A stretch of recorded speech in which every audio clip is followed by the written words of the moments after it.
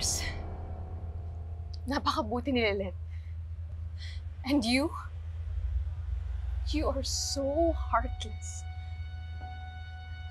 Basta-basta mo na lang nga akong tinapon eh.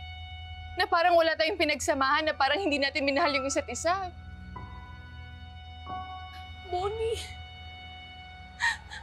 hanggang ngayon, mahal pa rin kita eh. Mahal pa rin kita. Bonnie, wala na ba talaga, ha? Wala na ba talaga kahit 50%, kahit 40% o kahit 4% man lang na pagmamahal mo sa akin? Bonnie, ano bang pwede kong gawin para bumalik ka, ha? Sige na, please. Sabihin mo sa akin, gagawin ko lahat. Bumalik ka lang sa akin. Sige na. Sige na, please. Ano pwede mong gawin? Oo, gagawin ko lahat. Sige na, Bonnie, please, bumalik ka lang sa akin. Era, maging honest ka. Huwag kang manira ng ibang tao para maging maganda ang tingin sa'yo. Baka tao ka. Subukan mo hanapin sa puso mo yung kabutihan. Pag nangyari yun, hindi mo na kailangan magmakaawa sa mga tao sa paligid mo na huwag kang layuan o iwanan. Pwede kayo na! Kayo na yung perfect, kayo na yung kamahal-mahal! Alam mo, magsama kayo ni Lilet. I swear to God, Bonnie, just keep on tormenting me and I will return the favor. Humanda kayo. Lalo na si Lilet.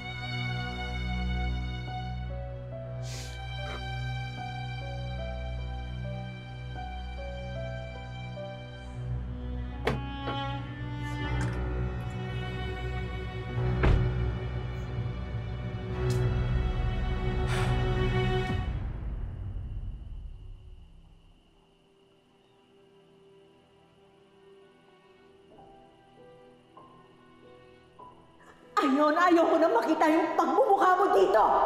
Hindi ka namin matatanggap sa pamilya namin! And never ka ever i-recognize ni Ramir as his daughter! I'll make sure of it! Gusto mo bang magdilim yung paningin ko? Ang tigas-tigas ng ulo mo kahit na ilang beses kitang pagsabihan! Umalis ka na, hindi talaga mapapatay kita dyan!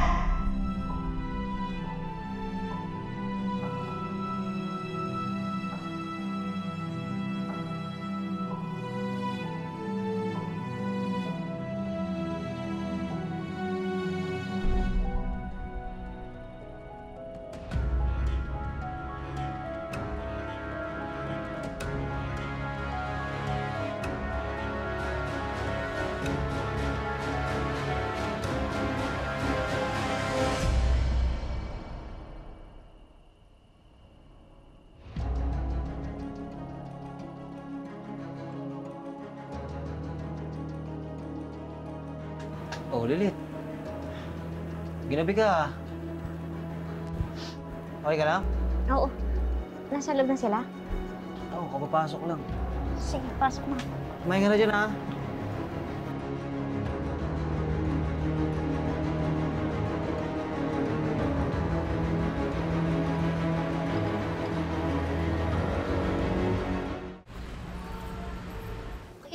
Mo naman kasi yung timba mo, ayaw mo pang punuin. Wala talagang pag-asa ito. Ano ba, puno na lang tayo, remedyo na lang tayo ng remedyo. Mantakin mo, kung mas malaki pa yung binabayad natin sa pagre-repair kesa na lang sa pagrenta natin ng bahay na ito eh. Tay, di ba dun sa paglilipatan ng shop, may malapit doon na paupahan ng bahay. Mas malapit at mas mura pa kaysa dito. Di ba? Ay, anak, walang gano'n. Nakaangat-angat lang ng konti sa buhay. Kailangan gusto mo nang lumipat tayo ng bagong malilipatan. Tsaka magastos yata yun, ha? Pag naglipat ka, magastos. Teka. Mas magastos kaya sa ganito. Oh, di ba, Nay? Mine. Malay mo rent to own yun. Mas makakatipid tayo kalaunan. Emong, Melay, walang rason, ha? Para lumipat tayo. Wala. Tsaka mapayapa naman dito. Halika na. Oh, dali. Ikaw, ano tinatayo-tayo mo dyan? Kumuha ka ng timba. Sabi ko nga. Ano, lalaho na dun sa loob. Ay, nagkakalat Bilis. na naman ng tubig, eh. Dali. Emong!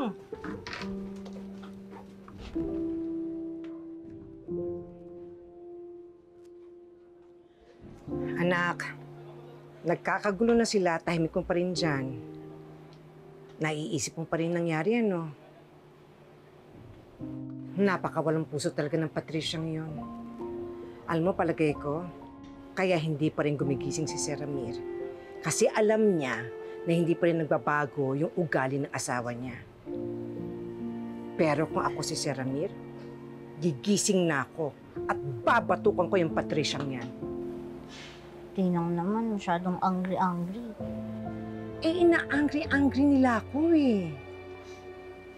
Cecilia Matias, angry-angry era. Ikaw? Kailan ka magiging angry-angry, Aber? Anak, hindi naman porket angry ka, masama ang ugali mo. Angry-angry ka kasi inaapi ka. At gusto mo nang lumaban doon sa mga tao na nang-aapak sa'yo. Naku, Tinang.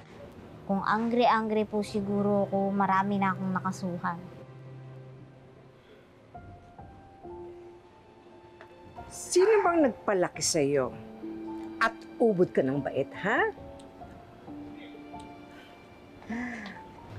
Alam mo, anak, masaya ko na lumaki kang ganyan. Dahil alam ko naman at nakita ko naman na may hangganan lang yung pagiging mabait mo at maawain mo.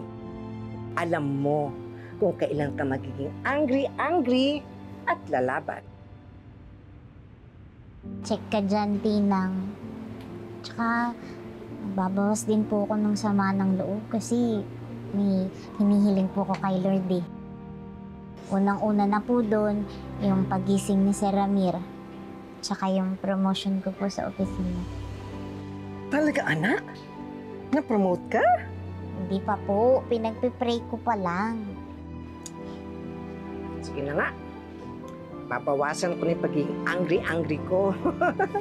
Para matupad yung pinagdadasal mo. Angry na lang? Hindi. Ang na lang.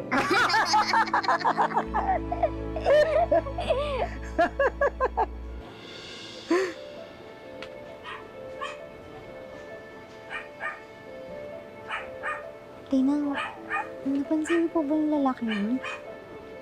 Parang kanina pa nakatingin sa bahay natin eh. Parang nagmamanman. Sino? Ayun yung nakaitim. Saan? Yan. Emong! May lalaki nagmamanman! Dali!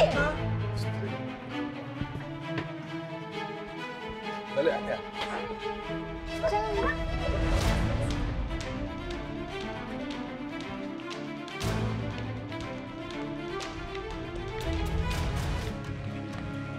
Ate Ses, nasaan na kaya? Balot! Wala na. Balot! Balot kayo dyan, balot! Kuya, excuse me po. Nakita niyo po ba yung lalaking naka-itim na jacket at itim na sombrero dito kanina? Wala naman ho. Nandito lang yun eh. Balot! Bestie multo. Balot kayo dyan, Anak. balot! Matakot ka sa buhay, hindi sa patay, ha? Taka ba? Ano kayang uuwiin ninyo? Sige, takutin nyo pa yung mga sarili ninyo.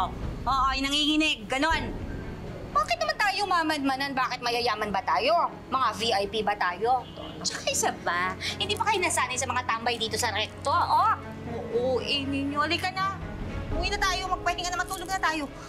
Halika na, Ate Ses. Pati ikaw.